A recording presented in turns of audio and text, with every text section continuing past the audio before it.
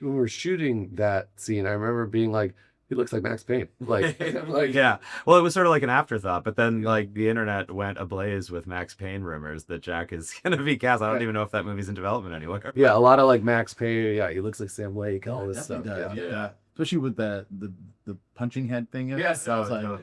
Yeah. that's definitely very much so. Guys, thank you so much for taking your time with me today on the movie podcast. Thanks so much, you know. This movie is so damn funny. Like, I did not expect it to be that funny. I knew it would be action packed and you'd have some great moments, but it was so funny. And I love that it starts with "Everybody Hurts." Like, that's just a perfect song to kind of kick off in this We went movie. through a lot of options actually for that. There's a lot of really good songs, and usually, yeah, it for a while it started with "Love Hurts" by Nazareth, but then, you know. Well, it's funny because at that point, the movie Love Hurts was titled something differently. So we didn't realize there was a conflict. We ended up swapping out REM because we liked it better and we were able to license it. And then we were like, once they switched, I think Love Hurts used to be called With Love. And once they switched the title to Love Hurts, we were like, Yeah. holy shit. Well, then there was also Strange Darling, which was a really great movie, and they used that Nazareth song, a cover of it, but multiple times throughout the movie. Well, and did they do it as visual vocal? Like the characters singing the song. Yeah, and so we were like, okay, we can't do Love Hurts. But then, you know, the REM song just wound up working even better. There's something, you know, there's a melancholy to it that really works over that opening montage, and I think, like, you know, it helps to set up his play. Well, and like everyone knows that song. Yeah, exactly. Yeah, you had me singing in the theater. Like too. some younger viewers might not have known. Well, then hopefully they can discover it. That's true, yeah. This is a bop, yeah. Totally, yeah. Absolutely. And it'll be on TikTok soon enough. So that's what's going to happen. Yeah.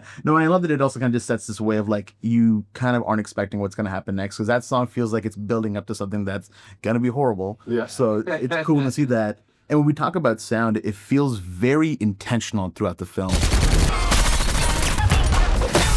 The way the sound mixing is done.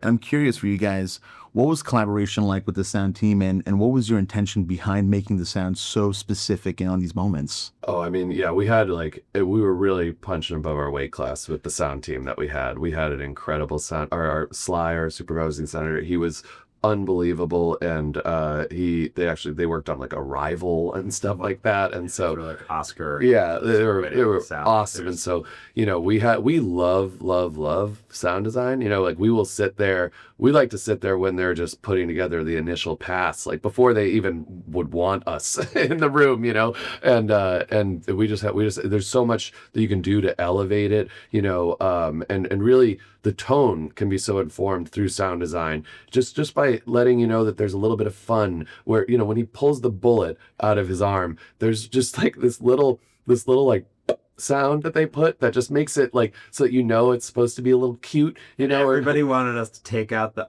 sound, but we were like, no, it's like the cartoon, the little subtle cartoon element of and it. the same thing with, like, you know, the fingernail rips. I know, but the fingernail rips, they use like a Velcro sound, like a Velcro that's really hard to get off. And Really that once they, grisly. you know, cycling through the different kinds of like gross, crunchy, wet sounds that they were using for that, and then like from landing on Velcro was just an incredible. Well, and also like the EQ process of the sounds was really important too, because we obviously have this like whiplash jump off moment with the bank heist where you've been watching effectively a rom-com for 25 minutes and then suddenly there's an automatic weapon being fired, and those gunshots, it was so important to us that those, like, you felt them in your chest. And it's not just a matter of making them louder, it's a matter of like throwing them around the room to all the speakers and utilizing your, like, all the Atmos channels that you have. Yeah. And for us, when we watch this in a theater, it just works every time, where it like blasts you back into your seat. Yeah. And it's this really experiential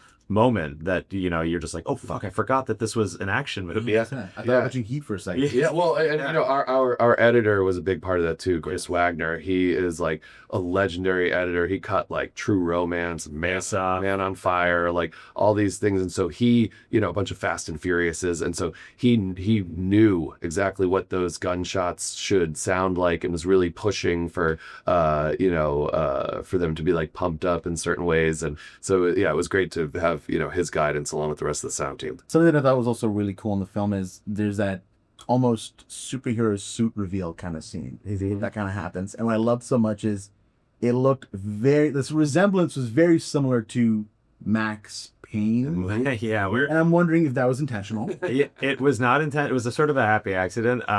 Jack, I think, just has a real physical resemblance. We've realized from all of the online comments. Well, it's funny because when we were shooting that scene, I remember being like, he looks like Max Payne. Like yeah. Well, it was sort of like an afterthought, but then like the internet went ablaze with Max Payne rumors that Jack is going to be cast. I don't even know if that movie's in development anywhere. Yeah, a lot of like Max Payne. Yeah, he looks like Sam Lake. All this stuff. Yeah. Especially with the punching head thing. Yes. That was like, that's definitely very much so. Absolutely.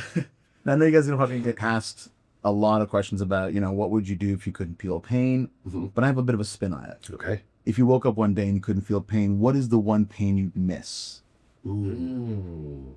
I think like having like I don't know if it's pain as much, but like a bug bite that like you just scratched it out. Well, I was just gonna say I'm giving the same answer because it's like I think that sensation is like the lowest grade of pain where you have like an itch or something and you want to scratch it, and I think you'd miss the set. Yeah. Also, or like I didn't mind when I mean, maybe I'm just fucked up, but like when I was a kid and I would like lose a tooth and my tooth would be loose, like the pulling out the tooth, the final part of it or whatever was always like just morbidly fascinating to me, and so I enjoyed that. Yeah, it kind of the pain reminds you that you're alive, It's part of why Jack is or Nate is in such a, monotonous gray place at the beginning of the movie. It did make me appreciate my pain of biting my tongue because it's like, now I know resistance. So, yes.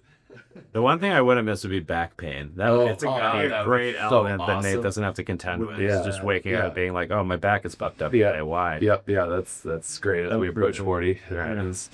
Well, guys, thank you so much. Thank you. This was so fantastic. Loved it so much. I can't wait for everybody else to watch it. Dude, thank you so much. I appreciate it.